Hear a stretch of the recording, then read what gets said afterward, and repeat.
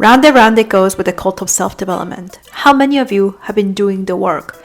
You've been reading tons of books, you've been following all these gurus on YouTube, you've been getting coaching or therapy, and even though you have made some progress, not much has been changing for you, and you are stuck in this horrible cycle of investing and doing the work, and things are just not getting much better. Some of you know that you've created radical outcomes already and you want more, but you're feeling a bit stuck in this situation where the next level isn't happening as easily as you thought it would.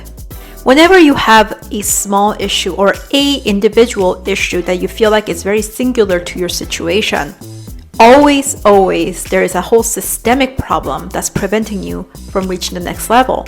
But the systemic problem is something that is not easily seen with the naked eye. So let me enlighten you why you have this issue. It's because the self-development industry, it is like a cult, meaning many of the people that you're following are giving you simple answers to very complex problems. You're also having the wrong expectation when it comes to fixing your issue, looking for a simple, effortless, painless way to get what you want.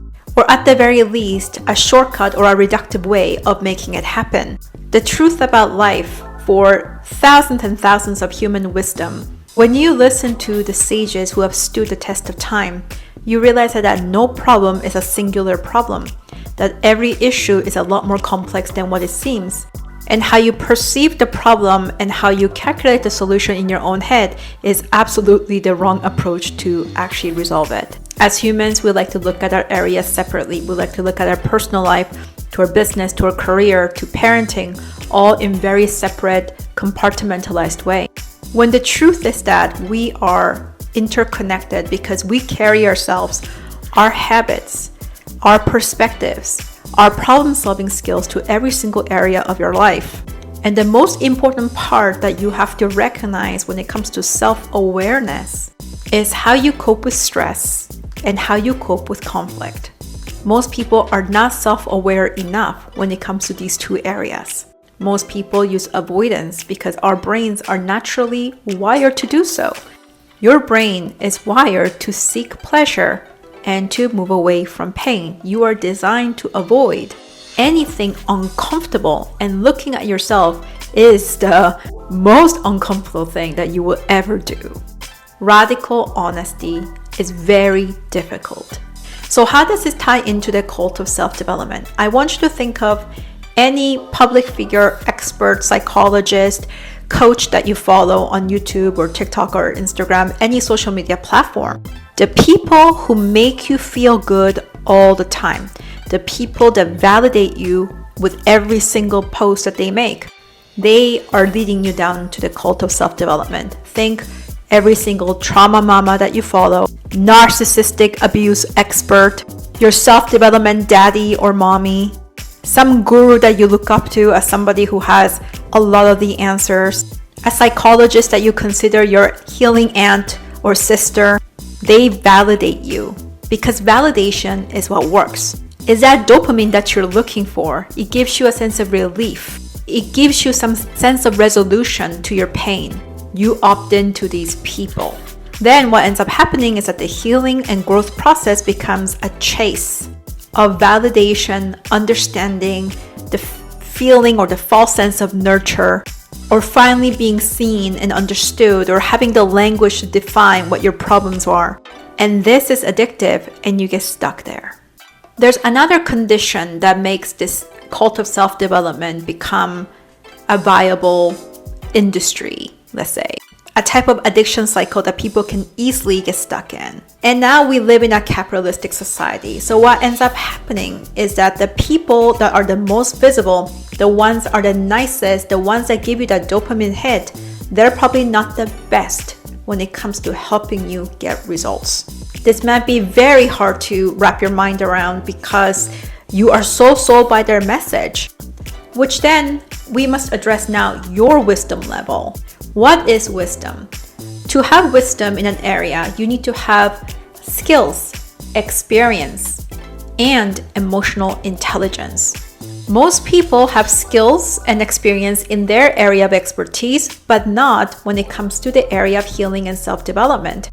And emotional intelligence is a spectrum, and I would say most people don't have a good level of emotional intelligence. Everyone thinks they have that. Everyone thinks they're good at relationships until they have to resolve conflict from a place where they are already very much triggered. It takes somebody already wise and experienced to recognize wisdom. Your level of emotional intelligence shows how good your relationships are.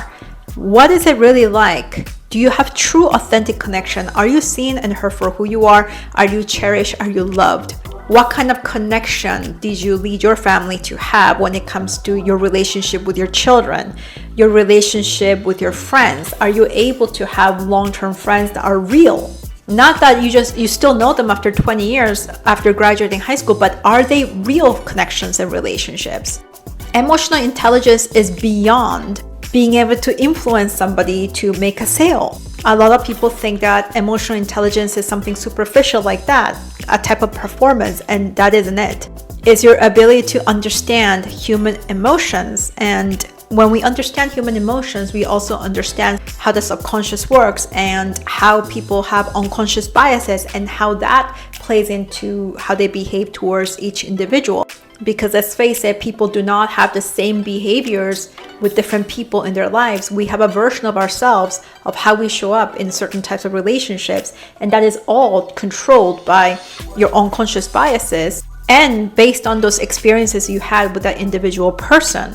It's very complex. So let's say that wisdom encompasses all of these things. Now, what you have to understand, the self-development that you see on internet, most of it is going to be very reductive. And when you find something that isn't reductive, you're not going to be appetized right away. It's the difference between selling Skittles and kale. Which industry is going to do better? When it comes to marketing, if you're selling sugar, you're going to do a lot better than you're selling something healthy. It's much easier to sell cookies. We have a whole industry of junk food, and we see those commercials all the time. But we barely see any commercials that has to do with kale, salads, or advertising of any superfoods that is in its natural elemental form.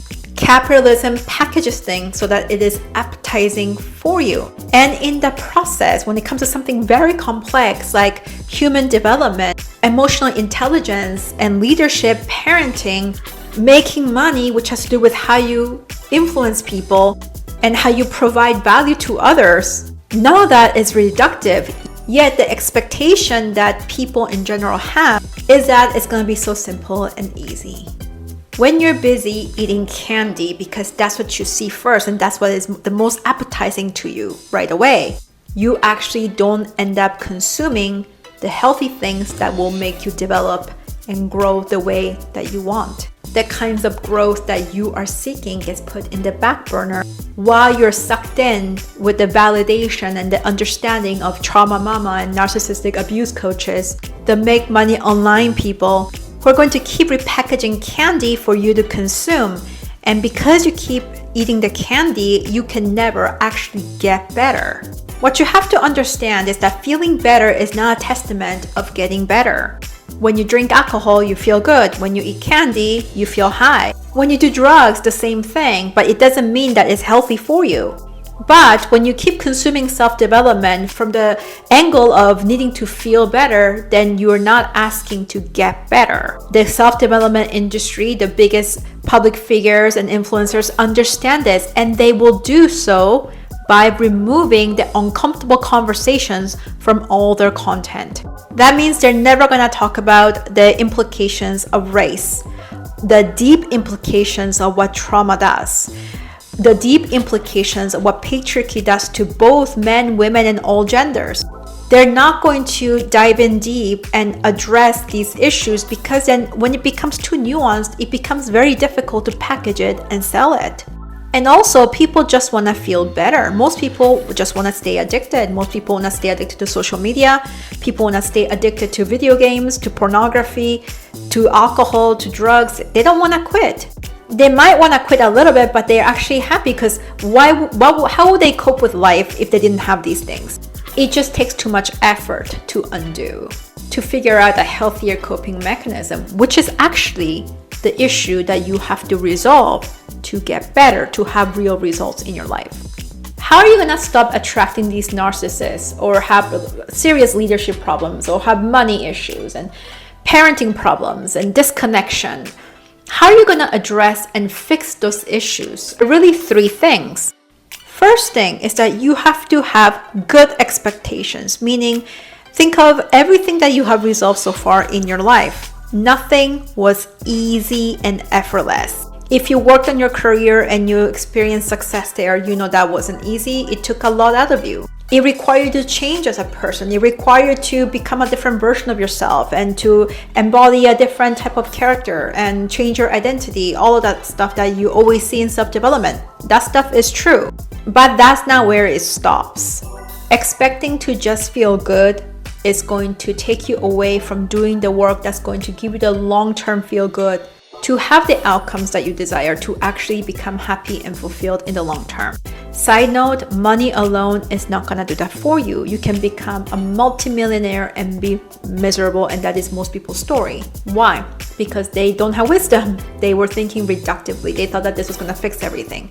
So oftentimes people end up in a situation where they don't have good health, or they don't have good relationships, or they have the money but then they are not wise, so they make bad relationship choices, and then they end up with a really horrible guy or something like that, which becomes like a lifelong issue for them for at least for the next 20 years. The opposite is also true. Just because you have these things that I'm calling wisdom and making good decisions in your life, it doesn't mean that you're going to be financially taken care of. Oftentimes in the self-development world, people think of money as being like the testament of how good you've been, or how successful you've been, or how wise you've been. And this is far from truth. When you understand how money is made, then you understand that these things are not fully linked together. You can have a very immature demeanor and still make a lot of money if you hit the jackpot of targeting people's addictions and you constantly feed that. You may think that person is highly developed and must be very mature for their age or whatnot because they have this outcome, or they must know things are so much better and wiser, but that is not true.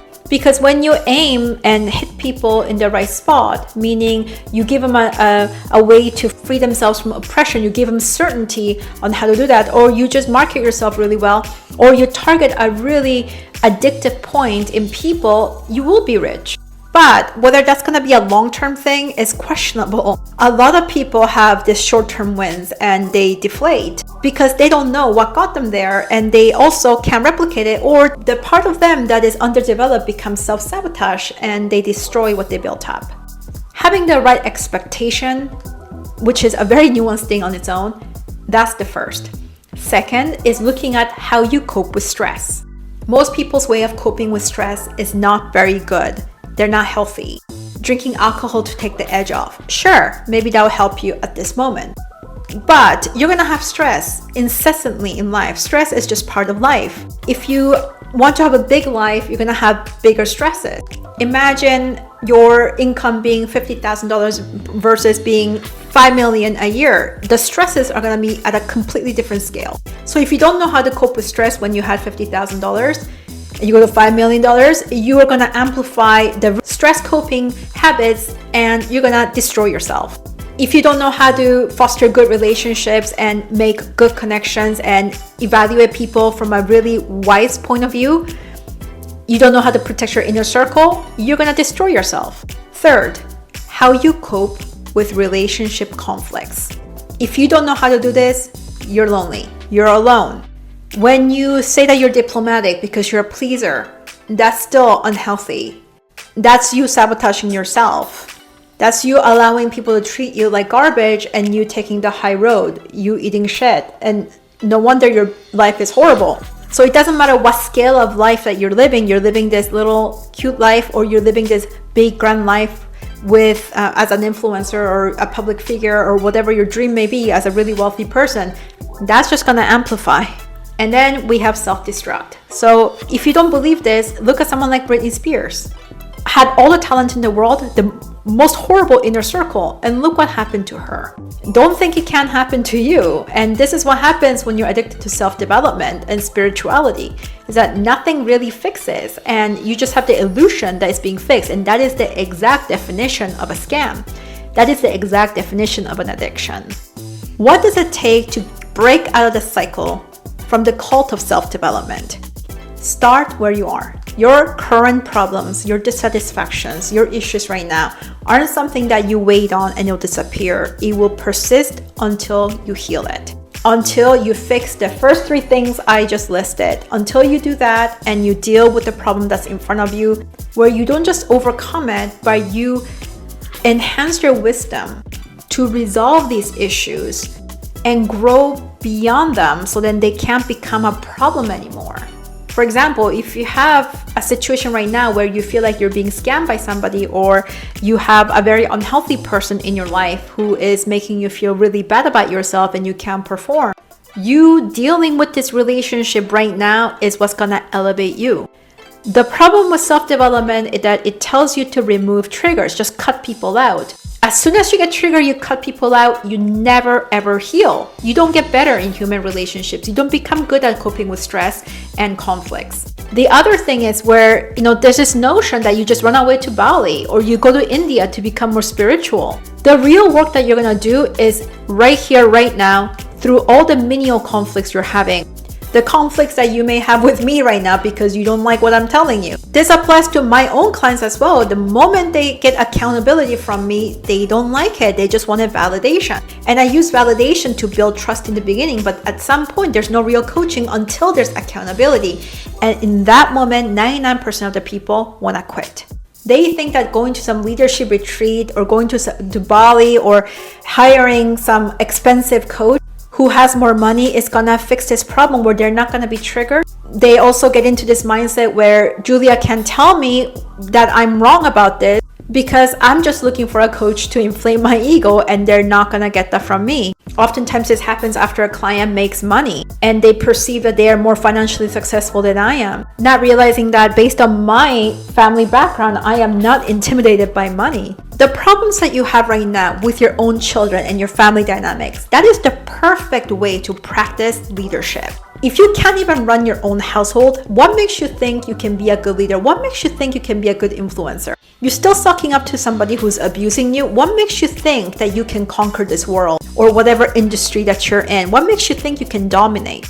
Growth actually happens exactly where you're sitting, not running away to some foreign land. Avoiding triggers, which is exactly what the cult of self-development wants you to do. To keep consuming, to keep paying them, and never changing. If you're ready to put an end to this sick cycle, then go down to the description box and book a chat with me now.